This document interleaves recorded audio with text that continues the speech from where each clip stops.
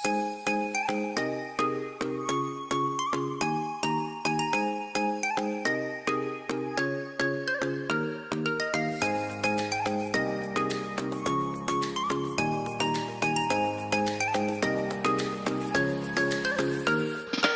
warahmatullahi wabarakatuh.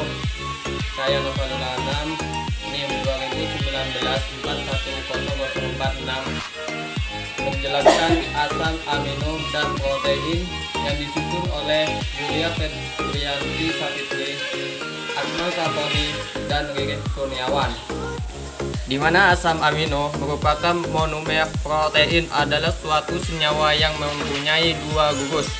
Dalam biokimia, keduanya terikat pada atom karbon yaitu C yang sama. Gugus karboksil memberikan sifat asam dan gugus amina memberikan sifat basa dan bentuk larutan asam amino bersifat amfoterik yaitu cenderung menjadi asam pada larutan basa dan menjadi basa pada larutan asam. Perilaku ini terjadi karena asam amino mampu menjadi zwitterion.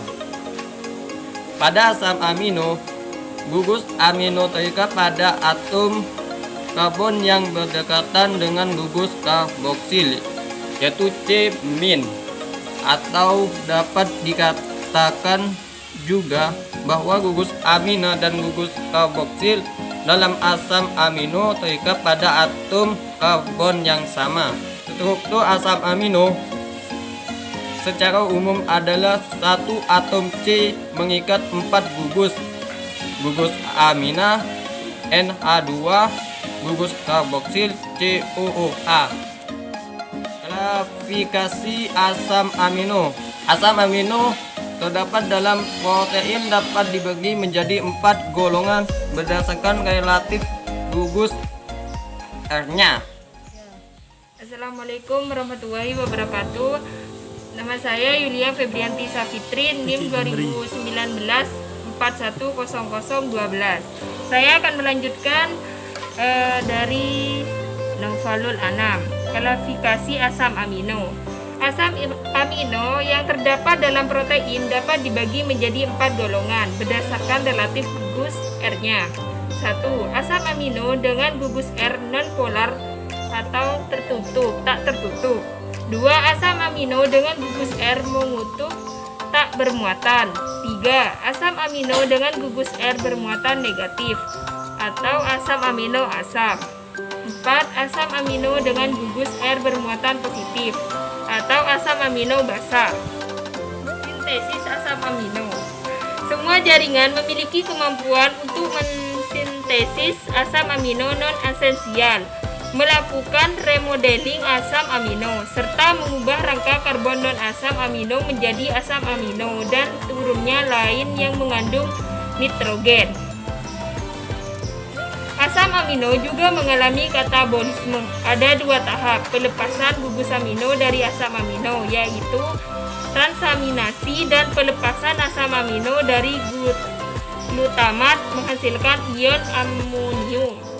Ikatan peptida. Asam amino untuk membentuk suatu protein dikatakan hubungan dengan ikatan peptida. Juga molekul asam amino dapat diikat secara konvalen melalui suatu ikatan amida substitusi yang disebut ikatan peptida menghasilkan suatu dipeptida.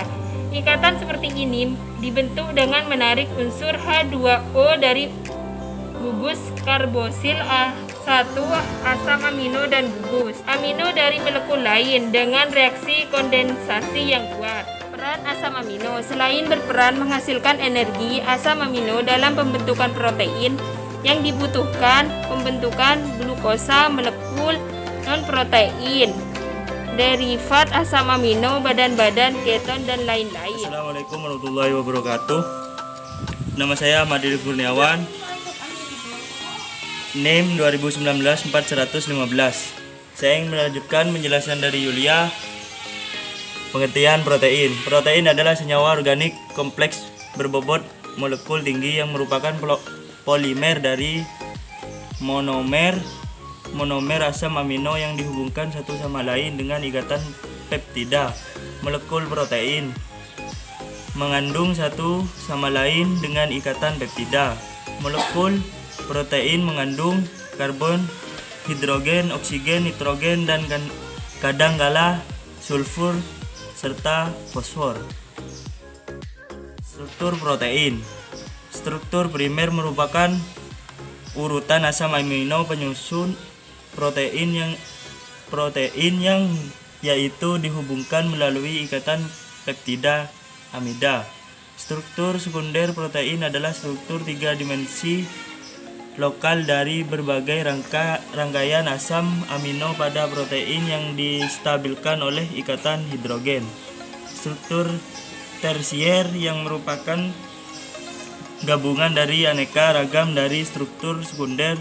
Struktur tersier biasanya merupakan gumpalan beberapa molekul protein dapat berinteraksi secara fisik tanpa ikatan kovalen membentuk oligomer yang stabil, misalnya dimer, kuartomer, dan membentuk struktur kuartener.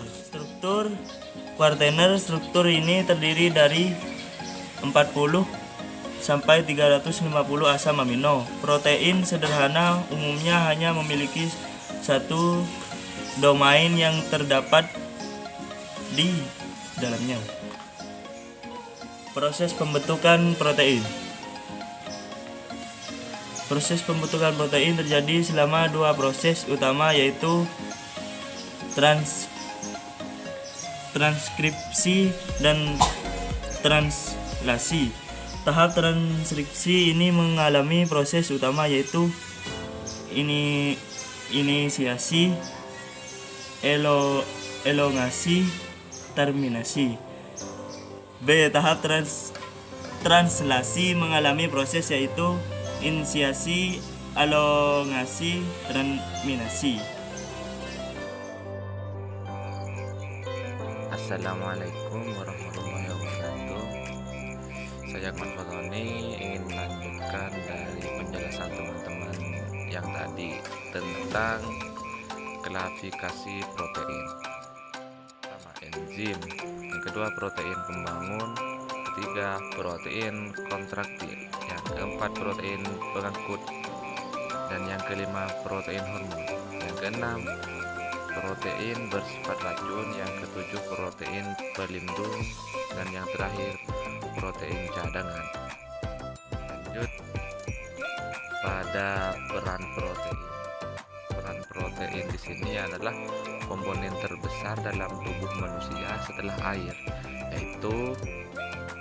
Selain itu, protein juga memiliki fungsi lain, yaitu satu, hampir semua reaksi biologi dipercepat atau dibantu oleh suatu senyawa makromolekul spesifik yang disebut enzim dari reaksi yang sangat sederhana seperti reaksi transportasi karbon dioksida sampai yang sangat rumit seperti replikasi kromosom. Yang kedua, alat pengangkut dan penyimpanan penunjang mekanis. Yang kedua, alat pengangkut dan penyimpanan penunjang mekanis, media peramatan impuls syaraf. Lanjut pada slide yang berikutnya, yaitu manfaat protein dan asam amino dalam bidang farmasi. Protein yang digunakan untuk bidang farmasi, badan kedokteran. Protein terdapat dan vaksin subunit. Disyaratkan mempunyai kemurnian yang tinggi. Teknologi DNA rekombinan juga telah menyediakan berbagai strategi untuk meningkatkan produksi dan mempermudah pemurnian protein. Mutu protein juga sangat penting, oleh karena itu telah dikembangkan berbagai metode identifikasi dan karakterisasi protein menggunakan metode berbasis protein. Di antaranya sequencing, urutan asam amino, elektroforesis dan imunoblotting, penentuan pH isoelektrik dan spektrometri massa Marlitov. Dalam bidang farmasi, terutama untuk penyakit kanker, protein rekombinan termasuk antibodi monoklonal juga digunakan dalam sistem penghantar efek toksik dari obat salah satu vaksin manusia dan hewan yang saat ini banyak dikembangkan adalah vaksin Subutin yang terdiri atas protein rekombinan. Selain di bidang farmasi dan kedokteran, protein rekombinan juga telah digunakan di berbagai industri lain seperti makanan, minuman, kosmetik, dan lain-lain, lingkungan dan pertanian. Sekian dari kami, kurang lebihnya mohon maaf apabila ada kesalahan. Itu datangnya dari kami sendiri, dan apabila ada kebaikan itu datangnya dari Allah Subhanahu wa Ta'ala.